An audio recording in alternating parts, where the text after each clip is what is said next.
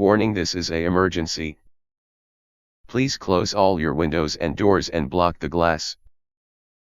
This man has been watching into people's house lately at night around 2 o'clock. Here is a sketch of how he looks. He is said to be a killer and a psychopath. Please avoid contact with this person. He might be dangerous. The law enforcement is looking for this guy.